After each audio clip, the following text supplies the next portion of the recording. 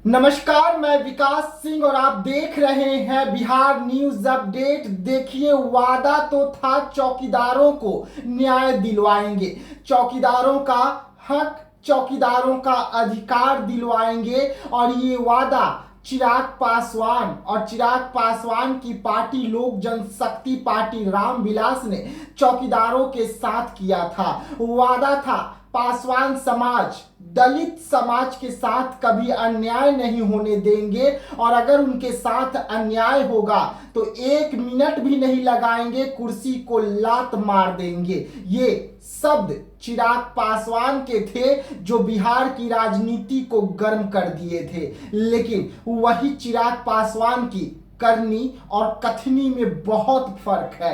आज हम आपको फर्क बताने जा रहे हैं कि चौकीदारों को तो न्याय न दिलवा सके, चौकीदारों की बात करने वाले चिराग पासवान किस तरीके से अपनी सुरक्षा को लगातार बढ़वाते चले गए।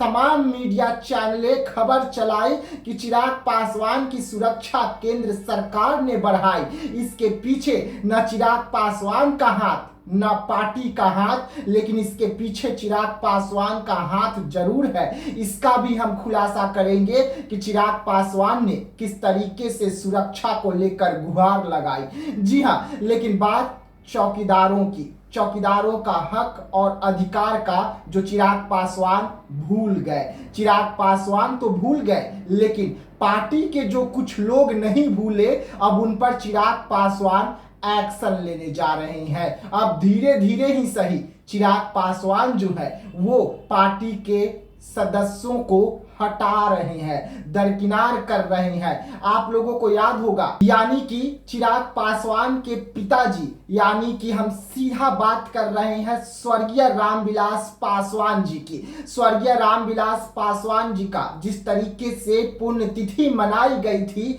उसमें क्या कुछ हुआ था, जरा चिराग पासवान इस पर भी आकर मेरे से बात कर ले तो मैं समझ जाऊं। आखिरकार जब चिराग पासवान पटना के एयरपोर्ट पर पहुंचे थे तो चंद मीडिया के भीड़ को देखकर, और जो लोग उन्हें देखने के लिए नहीं पहुंचे थे, जो पटना के सड़कों पर बैनर पोस्टर नहीं लगे हुए थे, इसको लेकर चिराग पासवान ने किस तरीके से अपने पार्टी के आला कमान को फटकार लगाया था और एयरपोर्ट से लेकर सीधा सीधा आवाज तक जमकर गाली गलौज और डांट फटकार रास्ते भर लगाए थे। जी हाँ, ये चिराग पासवान का चेहरा है। हमने बीते खबर में भी आपको दिखाया था कि चिराग पासवान को कैमरे की भूख है। चिराग पासवान हमेशा मीडिया में बने रहना चाहते हैं, चाहे वो किसी भी तरीके से क्यों ना बने रहे, चाहे उसके लिए वो झूठा वादा ही क्यों न कर दे।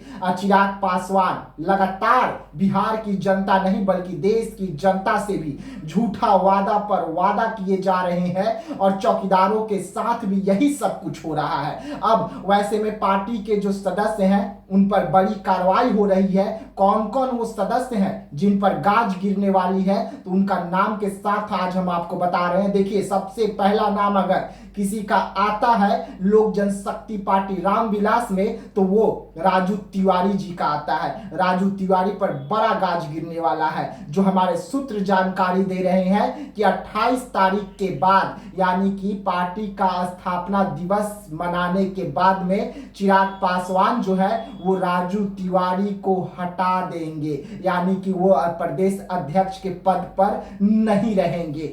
2 प्लान तैयार है, प्लान ए, प्लान बी, जिस तरीके से चिराग पासवान काम करते हैं। लेकिन हमारे जो सूत्र हैं वो पुख्ता जानकारी दे रहे हैं कि प्लान ए में क्या कुछ है, प्लान बी में क्या कुछ है। देखिए, प्लान ए में क्या है, यानी कि पार्टी का स्थापना दिवस अगर सफल होता है, जो गांधी मैदान भरने का प्रोग्राम बना है, तो उसके लिए बाद में राजू तिवारी जी को कहा जाएगा कि अब आप 3 साल से ज्यादा रह चुके हैं पार्टी के प्रदेश अध्यक्ष के पद पर, अब आप किसी दूसरे व्यक्ति को आने दीजिए, हमने आपको 4 साल झेला है। उसके बाद तीसरा क्या कुछ होगा, दूसरा प्लान, यानी कि प्लान बी, अगर राजू तिवारी इससे नहीं हटते हैं और अगर जो पार्टी का स्थापना दिवस मनानी है, अगर वो ठीक तरीके से नहीं होता है और ये प्रोग्राम फेल हो जाता है तो राजू तिवारी पर गाज गिरेगा, क्योंकि प्रदेश अध्यक्ष वो है। वैसे में राजू तिवारी के आगे खाई पीछे खाए। अब राजू तिवारी क्या कुछ करेंगे ये भी देखने वाली बात होगी, लेकिन उसके साथ साथ खतरे की घंटी हुलास पांडे पर भी है। खतरे की घंटी जो है वो पार्टी के मुख्य प्रवक्ता राजेश भट्ट पर भी है, क्योंकि ये तमाम ऐसे 3 चेहरे हैं जिन पर अब कार्रवाई हो सकती है। साथ ही साथ और भी लोग हैं जिन पर कार्रवाई होगी, उसमें वेद जी का भी नाम है। यानी कि लगातार पार्टी के जो मुश्किल घड़ी में पार्टी का साथ दिए, पार्टी का झंडा उठाए, चिराग पासवान के हाथों को मजबूत किया, चिराग पासवान के लड़खड़ाते हुए पैर से कदम मिलाकर चले। अब चिराग पासवान उन्हें धोखा देने वाले हैं। और जो हमारे सूत्र जानकारी दे रहे हैं कि पार्टी के नए प्रदेश अध्यक्ष माननीय जमुई के सांसद अरुण भारती जी होंगे और उन्हें बनाया जा सकता है, जो इस वक्त हमारे सूत्र दे रहे हैं जानकारी। यानी कि पार्टी पर अगर किसी का कब्जा हो तो एक परिवार का कब्जा हो, और किसी का भी कब्जा चिराग पासवान को बर्दाश्त नहीं है। चिराग पासवान जी और राजू तिवारी को यह भी याद होगा कि किस तरीके से राजू तिवारी से चिराग पासवान को अगर मुलाकात करनी हो तो क्या कुछ होता है। और अगर चिराग पासवान से राजू तिवारी का कोई काम पड़ गया हो और अगर राजू तिवारी चिराग पासवान से मिलने के लिए जाते हैं तो घंटों का इंतजार किस तरीके से होता है।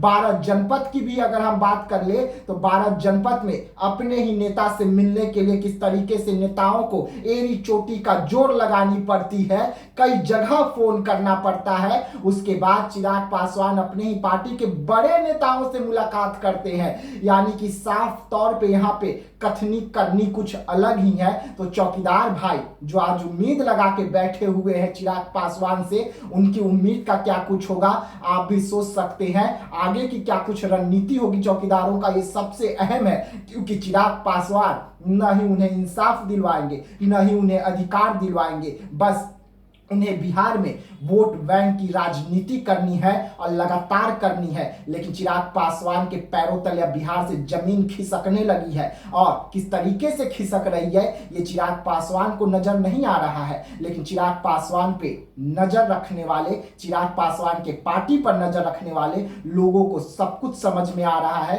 कि चिराग पासवान किस खाई की ओर आगे धीरे धीरे ही सही लेकिन बढ़ते चले जा रहे हैं। तो ऐसे तमाम खबरों के लिए आप रहिएगा हमारे साथ, दीजिएगा इजाजत, धन्यवाद।